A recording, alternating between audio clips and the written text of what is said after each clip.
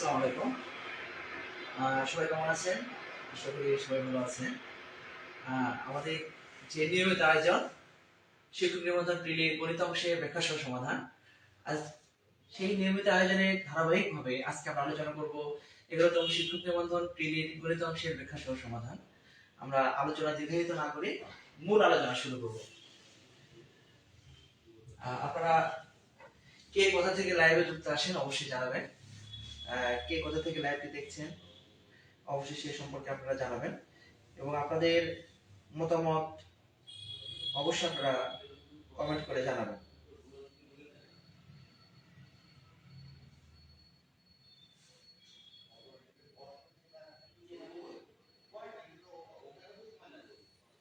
আপনারা লাইভটি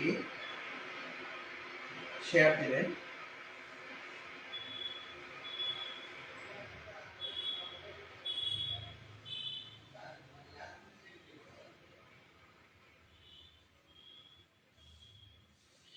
আমরা আলোচনা শুরু করি। আমাদের প্রথম প্রশ্ন হচ্ছে দুটি সংখ্যার লসাগু এবং গসাগু দেয়া আছে। আমাদের বের করতে বলছে দুটি সংখ্যার লসাগু এবং গসাগু দেয়া আছে। একটি সংখ্যা 21 হলে অপর সংখ্যাটি নির্ণয় করো। তাহলে আমরা লসাগু এবং গসাগু দুটা গুণ করে একটি সংখ্যা দ্বারা ভাগ করব। আমরা যদি এখানে 3 দ্বারা ভাগ করি তাহলে 3 দোকানো 6, 2, 3 আসলে 24। অর্থাৎ দুটি সংখ্যার লসাগু এবং গসাগু দুটা গুণ করব, গুণ করে আমরা একটি সংখ্যা দ্বারা ভাগ করে দেব। ভাগ করে দিলেই আমাদের এখানে কাঙ্ক্ষিত মানটা চলে আসবে। পরবর্তী প্রশ্ন, নিচের কোন ক্রমজোড়টি সমমৌলিক? আমাদের বের করতে বলছে সমমৌলিক। এখন আমাদের জানতে হবে যে সমমৌলিক কি। সমমৌলিক হচ্ছে দুটি সংখ্যা যখন এদের ভিতরে সাধারণ গুণনীয়ক 1 থাকবে, 1 ব্যতীত অন্য কোনো সাধারণ গুণনীয়ক পাওয়া যাবে না, তখন এই দুটি সংখ্যাকে আমরা বলবো সমমৌলিক। অর্থাৎ সাধারণ গুণনীয়ক শুধুমাত্র 1 থাকবে। আমি যদি ছোট্ট একটা এক্সাম্পল দিয়ে বুঝিয়ে দিই যে 3 এবং 5, তাহলে 3 এর গুণনীয়ক গুলো হচ্ছে 1 গুণ 3 এবং 5 এর গুণনীয়ক হচ্ছে 1 গুণ 5। এখানে শুধুমাত্র 1 মিল আছে, অর্থাৎ সাধারণ গুণনীয়ক 1। তাহলে আমরা এখানে বলতে পারবো যে এই দুটি সংখ্যা পরস্পর সমমৌলিক। যেমন এখানে 12 আছে, 12 কে যদি ভেঙে দিই 1 গুণ 2 গুণ 2 গুণ 3 এবং 17 কে যদি ভেঙে দিই 1 গুণ 17। শুধুমাত্র এখানে আমরা সাধারণ গুণনীয়ক হিসেবে 1 পাচ্ছি। সুতরাং আমরা বলতে পারি এই ক্রমজোড়টি সমমৌলিক। তো বাকিগুলো কেন সমমৌলিক নয় একটু ব্যাখ্যা করি। 4 যদি ভেঙে দেই 2 গুণ 2 এবং 6 যদি ভেঙে দেই তাহলে পাবো 1 গুণ 2 গুণ 3। এখানে 1 ছাড়াও 2 ও মিল আছে, অর্থাৎ এখানে আরো একটা গুণনীয়ক সাধারণ হয়ে গেছে, অর্থাৎ দুইটার ভিতরে সাধারণ গুণনীয়ক 2 ও আছে। সুতরাং এই ক্রমজোড়টি সমমৌলিক হবে না। আমরা তাহলে আমি আবারো যদি একটু বলি আপনাদের যে দুইটি সংখ্যার সাধারণ গুণনীয়ক যদি 1 হয়, মানে 1 থাকে, 1 ব্যতীত অন্য কোনো কিছু না থাকে, তখন ওই দুটি সংখ্যা বা এই ক্রমজোড়কে আমরা পরস্পর সমমৌলিক বলবো। আপনারা যারা লাইভে যুক্ত আছেন অবশ্যই কে কোথা থেকে দেখছেন এবং ক্লিয়ার দেখতে পাচ্ছেন কিনা এটা আপনারা জানাবেন। যদি ক্লিয়ার দেখতে সমস্যা হয় বা বুঝতে সমস্যা হয় তাহলে অবশ্যই আমাদের কমেন্ট করে জানাবেন। পরবর্তী প্রশ্ন, আমি আপনাদের বলেছিলাম যে মান নির্ণয়ের ক্ষেত্রে আমরা যেটা ব্যবহার করি, মান নির্ণয়ের জন্য যেটা ব্যবহার করি, আমাদের যে মানটা দেয়া আছে এখানে আমাদের বের করতে বলছে a cube minus b cube. তাহলে আমরা কিন্তু মান নির্ণয়ের জন্য আমি আগে বলেছিলাম আপনাদের সূত্রর কোনো বিকল্প নেই, a minus b whole cube plus 3ab into a minus b।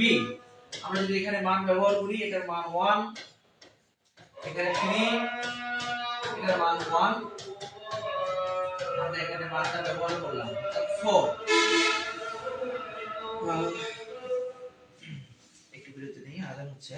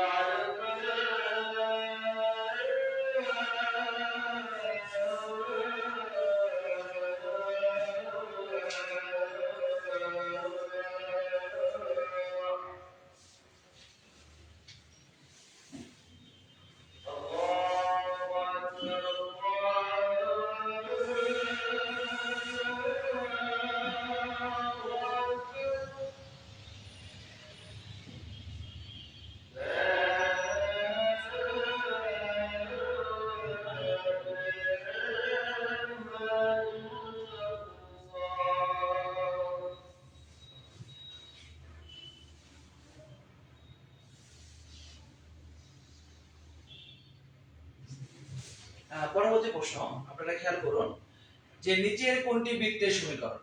নিচের কোনটি বৃত্তের সমীকরণ? তাহলে বৃত্তের সমীকরণ হতে গেলে আমাদের তিনটা শর্ত মানতে হবে। তিনটা শর্ত হচ্ছে, আমি এখানে লিখে দেই যে আমাদের x স্কয়ার ও y স্কয়ারের সহগ একই হবে। অর্থাৎ যদি x স্কয়ারের সহগ 2 থাকে তাহলে y স্কয়ারের সহগ 2 থাকতে হবে। এবং x এবং y, x ও y চলক দ্বিঘাত হবে। x এবং y যুক্ত চলকটা অবশ্যই দ্বিঘাত হবে। এবং তার সাথে আমাদের আরো একটা শর্ত থাকবে যে x y যুক্ত কোনো পদ থাকবে না।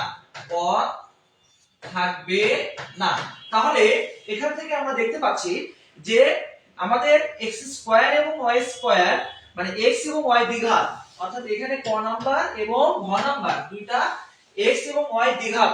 কিন্তু এখান থেকে দেখতে পাচ্ছি যে x স্কয়ার এবং ক নম্বরে x স্কয়ার এবং y স্কয়ারের যে সহগটা, দুটো সহগ সমান নয়, সুতরাং আমরা বলতে পারি এটা বৃত্তের সমীকরণ নয়। তাহলে আমাদের বৃত্তের সমীকরণ হবে কোনটা?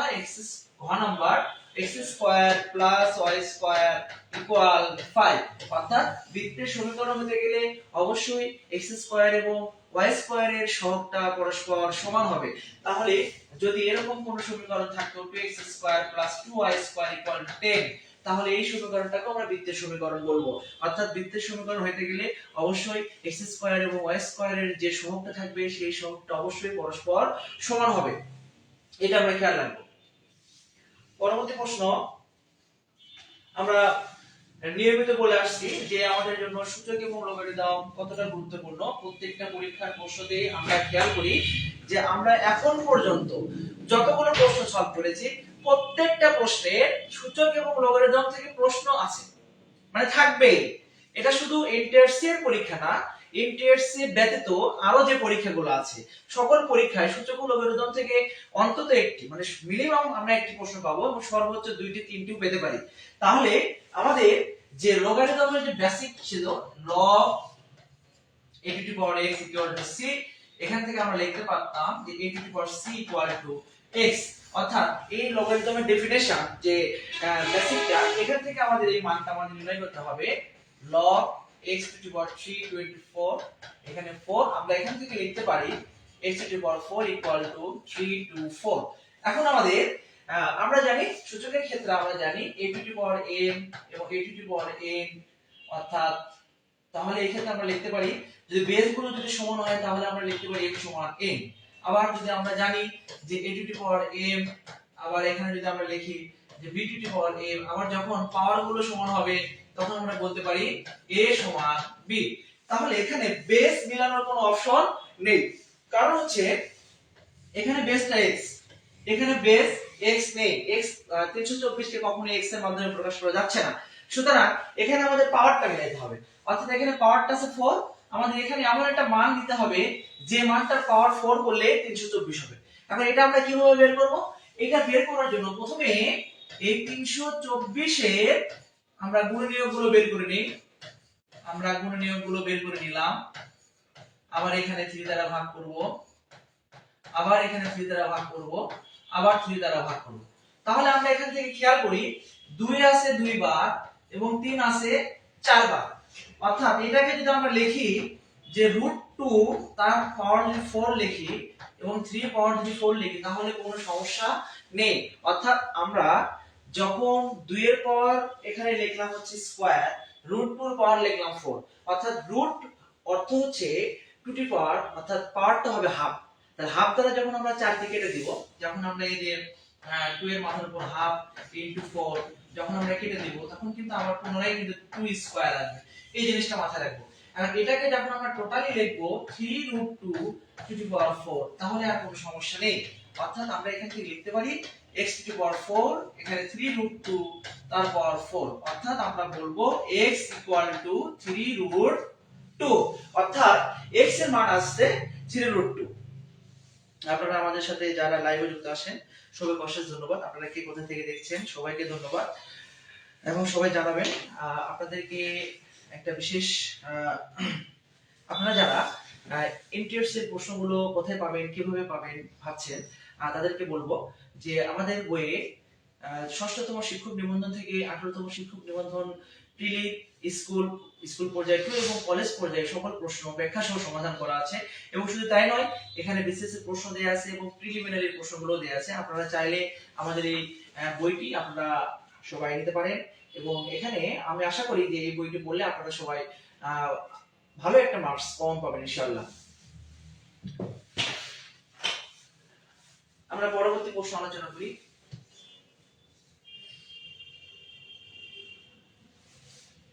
আমরা আজকে উল্টা প্রশ্ন নিয়ে আসছি। আমরা রেগুলার যে প্রশ্নটা করি যে বৃত্তের ব্যাসার্ধ 3 গুণ বাড়লে ক্ষেত্রফল কত গুণ বাড়বে। এবার এখানে প্রশ্ন আছে একটি বৃত্তের ক্ষেত্রফল 9 গুণ বৃদ্ধি করলে তার ব্যাসার্ধ কত গুণ বৃদ্ধি হবে। যখন আমরা ব্যাসার্ধ থেকে ক্ষেত্রফল বের করেছি তখন আমরা স্কয়ার করেছি, এবার আমরা ক্ষেত্রফল থেকে ব্যাসার্ধ নিয়ে আসবো। এই ক্ষেত্রফল থেকে যখন ব্যাসার্ধ নিয়ে আসবো তখন শুধুমাত্র বর্গমূল করে দেব, এটা শুধু মাথায় রাখবেন। অর্থাৎ বৃত্তের ব্যাসার্ধ থেকে যখন আমরা ক্ষেত্রফল বের করেছি তখন আমরা স্কয়ার করেছি অর্থাৎ বর্গ করেছি, আর এখন এখানে ক্ষেত্রফল থেকে ব্যাসার্ধ নিয়ে আসবো, এই ক্ষেত্রে আমরা শুধুমাত্র বর্গমূল করব। তাহলে এখানে বলছে ক্ষেত্রফল যদি 9 গুণ বৃদ্ধি পায় তাহলে তার ব্যাসার্ধ কত গুণ বৃদ্ধি হবে। এখানে বর্গমূল 9 সমান 3, অর্থাৎ ব্যাসার্ধ 3 গুণ বৃদ্ধি পাবে, এটা মাথায় রাখবো। তাহলে আমাদের মনে রাখতে হবে কি, আমি আবারও বলি, যখন ব্যাসার্ধ বৃদ্ধি পাবে তখন ক্ষেত্রফল আমরা স্কয়ার করে দেব, আর ক্ষেত্রফল দেয়া থাকলে যদি ব্যাসার্ধ নির্ণয় করতে বলে তখন আমরা ওই ক্ষেত্রফলকে বর্গমূল করে দিলেই যে মানটা পাবো বৃত্তের ব্যাসার্ধ তত গুণ বৃদ্ধি পাবে।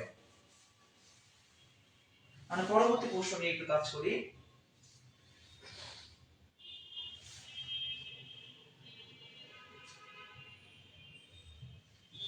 পরবর্তী প্রশ্ন নিয়ে কাজ করি।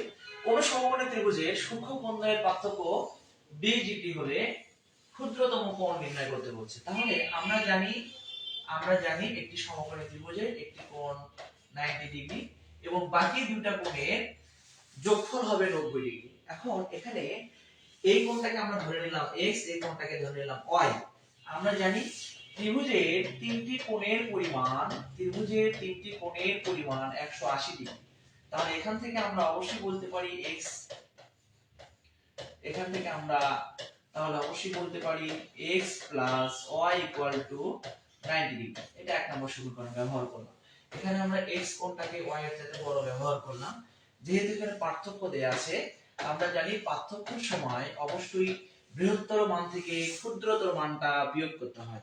পার্থক্য যখন নির্ণয় করতে বলে বা পার্থক্য দেয়া থাকে তখন আমরা অবশ্যই বৃহত্তর মান থেকে ক্ষুদ্রতম মানটা বিয়োগ করব। তাহলে এখান থেকে আমাদের বের করতে বলছে ক্ষুদ্রতম কোণ, অর্থাৎ y এর মানটা বের করতে বলছে। যদি আমরা দুটো সমীকরণকে বিয়োগ করে দেই তাহলে x কেটে যাবে, এখানে y এবং y যোগ করলে হবে 2y, এখানে হবে 70। অতএব y সমান আমরা বলতে পারি 35 ডিগ্রি। তাহলে খেয়াল করুন আমরা ক্ষুদ্রতম কোণের পরিমাণ 35 বের করেছি। আমি আবারও ক্লিয়ার করি, আমাদের এখানে দেয়া ছিল একটি সমকোণী ত্রিভুজের সূক্ষ্ম কোণদ্বয়ের পার্থক্য 20 ডিগ্রি এবং বের করতে বলছে ক্ষুদ্রতম কোণের মান নির্ণয় করো। আমরা এখানে দুটো কোণ ধরে নিয়েছি, একটা x এবং একটা y। আমরা এখানে x এর পরিমাণটাকে বৃহত্তর ধরে নিয়েছি। তাহলে প্রথমে আমরা তিনটা কোণের যোগফল 180 দিয়ে এখান থেকে আমরা x plus y এর মানটা নির্ণয় করেছি এবং সেকেন্ডলি যে সত্যটা দেয়া ছিল অর্থাৎ ক্ষুদ্রতর মানে এখানে সূক্ষ্ম কোণদ্বয়ের পার্থক্য, সূক্ষ্ম কোণদ্বয়ের পার্থক্য এখানে 20 দেয়া ছিল। আমরা দুটো সমীকরণকে বিয়োগ করলাম। আমরা জানি দুটো সমীকরণ যখন বিয়োগ করি তখন চিহ্ন পরিবর্তন হয়। এখানে ছিল প্লাস হয়ে গেছে মাইনাস, এখানে ছিল মাইনাস, এখানে দিলাম প্লাস, এখানে ছিল প্লাস, দিলাম মাইনাস। অর্থাৎ x এবং x কেটে দিলাম, y এবং y যোগ করে এখানে আমরা পাইলাম 2y। 90 থেকে যদি 20 বাদ দিয়ে দেই এখানে হবে 70। তাহলে এখান থেকে আমরা y এর মানটা ইজিলি ভাবে বের করতে পারবো। আপনারা যারা আমাদের সাথে লাইভে যুক্ত আছেন সকলকে ধন্যবাদ। আপনারা কে কোথা থেকে দেখছেন এবং কে কোথা থেকে যুক্ত আছেন অবশ্যই কমেন্ট করে জানাবেন। আমরা পরবর্তী প্রশ্ন নিয়ে কাজ করি।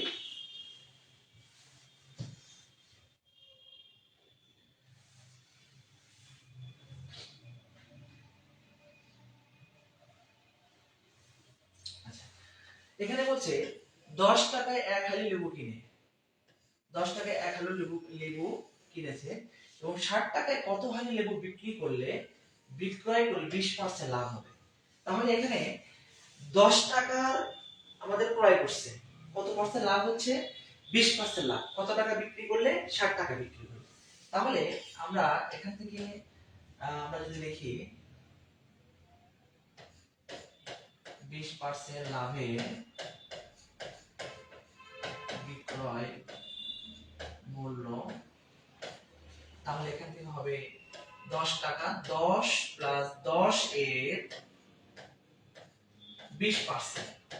আমরা দেখি বিক্রয় মূল্য কত টাকা আসে, 10 গুণ এই দেখেন এখানে, তাহলে এখান থেকে 12 টাকা। তাহলে 10 টাকায় এক হালি লেবু কিনে 12 টাকায় এক হালি লেবু বিক্রয় করা হচ্ছে। 12 টাকায় এক হালি মূল্য মানে এক হালি লেবু যদি 12 টাকায় বিক্রয় করা হয় তাহলে আমাদের 20% লাভ হচ্ছে। তাহলে আমাদের 60 টাকা বিক্রয় করলে কত হালি লেবু, এখানে 60 টাকায় কত হালি লেবু বিক্রয় করলে মানে হালির সংখ্যা বের করতে বলছে। তাহলে 12 টাকায় আমরা বিক্রয় করেছি কত হালি লেবু? এক হালি লেবু। আমরা এখানে যদি লিখি 12 টাকায় বিক্রয় হয় এক হালি লেবু। এখন আমরা যদি এখানে 1 টাকায় বিক্রয় হয় এবং আমাদের এখানে 60 টাকার কথা বলা আছে, তাহলে এখান থেকে 5 হালি। আমি মনে হয় বিষয়টা আপনাদের বোঝাতে পেরেছি। আমি আবার একটু আপনাদেরকে বিষয়টা রিপিট করি। আমরা 10 টাকায় এক হালি লেবু কিনে 60 টাকায় কত হালি লেবু বিক্রয় করলে 20% লাভ হবে। তাহলে আমরা মূলত 10% লাভে যে বিক্রয়টা, এখানে যে 10% 20% লাভে যে বিক্রয়টা করব এটা ক্রয় মূল্যের উপর, অর্থাৎ এখানে আমাদের 10 টাকাতে কেনা ছিল এক হালি লেবু এবং ওই এক হালি লেবুকেই আমরা 20% লাভে বিক্রয় করেছি। বিক্রয় করেছি কত টাকায়? 12 টাকায়। 12 টাকায় বিক্রয় করা হয়েছে কয় হালি লেবু? এক হালি লেবু। তাহলে এখানে আমাদের 60 টাকায় কত হালি লেবু? 60 কে যখন আমরা 12 দ্বারা ভাগ করব সাথে সাথে আমরা মানটা পেয়ে যাব যে 5,000। আমরা পরবর্তী প্রশ্ন নিয়ে কাজ করি।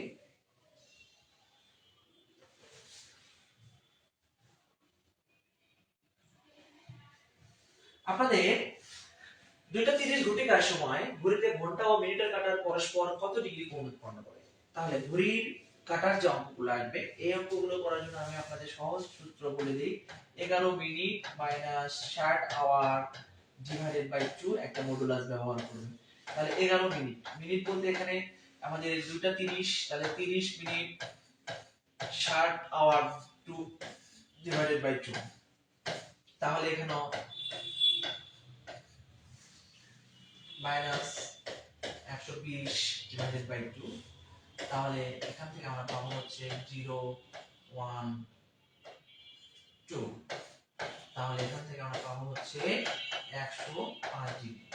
তাহলে খেয়াল করুন, যখন ঘন্টার কাঁটা এবং মিনিটের কাঁটা নিয়ে আমাদের মধ্যবর্তী কোণ নির্ণয় করতে বলবে তখন আমরা 11 minute minus 60 hour divided by 2, আমরা মিনিটের পজিশনে মিনিটের মানটা বসাবো এবং আওয়ার মানে ঘন্টার পজিশনে ঘন্টার মানটা বসাবো। বসিয়ে দিয়ে আমাদের যে মানটা আছে সেই মানটা এখানে দেখব 105 ডিগ্রি কোথাও কি আছে?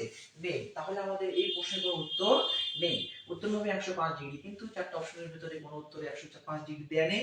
সুতরাং এই প্রশ্নের উত্তর আমরা ফাঁকা রেখে আসবো, কোনোটাই পূরণ করব না। আমরা পরবর্তী প্রশ্ন দেখি। আপনাদের এটা বিশেষ ম্যাজিক দেখাবো আজকে, এটা আপনারা একটু খেয়াল রাখবেন, মাথায় রাখবেন এটা, যে 1 থেকে 40 পর্যন্ত কতগুলো মৌলিক সংখ্যা বিদ্যমান? 1 থেকে 40 পর্যন্ত আমরা জানি 1 থেকে 100 পর্যন্ত মৌলিক সংখ্যা 25টি, এবং এই 1 থেকে 100 পর্যন্ত 25টি মৌলিক সংখ্যা মনে রাখার জন্য আমরা যেখানে এটা যেমন 4 4 2 2 3 2 2 3 2 1 এটা মাথায় রাখবো।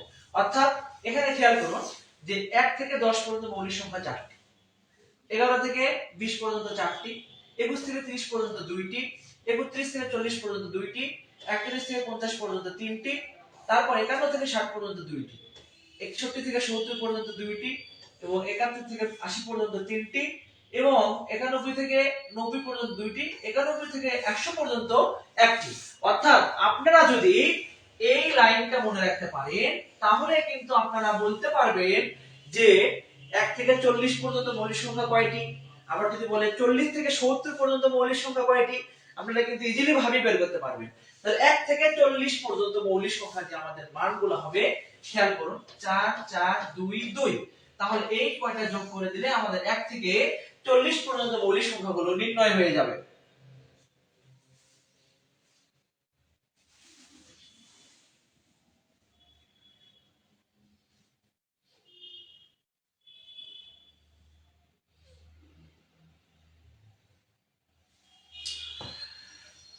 আমরা পরবর্তী প্রশ্ন নিয়ে একটু কাজ করি।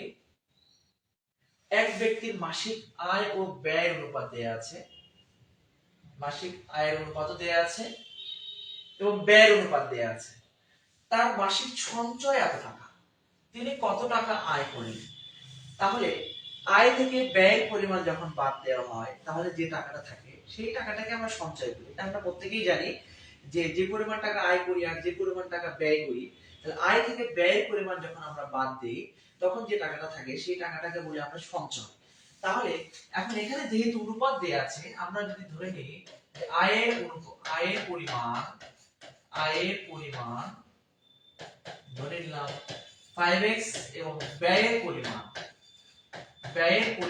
ধরে নিলাম 3x। শর্ত বলছে এখানে সঞ্চয় মানে হচ্ছে আয় থেকে ব্যয়ের পরিমাণটা বাদ দিতে হবে 10,000 টাকা। তাহলে এখান থেকে আমরা বলতে পারি 2x, এখান থেকে আমরা x এর মানটা নির্ণয় করতে পারি, x এর মানটা নির্ণয় করে দিলাম। তাহলে এখান থেকে বলবো x 5,000 টাকা। তাহলে x এর মান 5,000 টাকা। এখানে বলছে কত টাকা আয় করতেন, তাহলে এই x এর পজিশনে আমরা যদি 5,000 টাকা বসিয়ে দেই তাহলে আমাদের আয়ের পরিমাণ বের হবে 25,000 টাকা। তাহলে ওই ব্যক্তি 25,000 টাকা আয় করতেন। তাহলে প্রশ্নটা আমি আরো একবার বলি যেহেতু এখানে আয় এবং ব্যয়ের অনুপাত দেয়া আছে, আমরা আয়টাকে ধরে নিয়েছি এবং ব্যয়টাকেও ধরে নিয়েছি। আয় থেকে ব্যয়ের পরিমাণ যখন আমরা বাদ দিয়ে দিব, তখন এখানে তাদের সঞ্চয়, ওই ব্যক্তির সঞ্চয়ের পরিমাণটা, ওই সঞ্চয়ের পরিমাণ থেকে আমরা x এর মানটা বের করে নিয়ে আমরা আয়ের এই যে x, এই x এর পরিশোধের মানটা বসিয়ে দিয়েছি। তাহলে আমাদের ওই ব্যক্তির যে আয়ের পরিমাণটা, সেই আয়ের পরিমাণটা আমরা নির্ণয় করতে পারবো।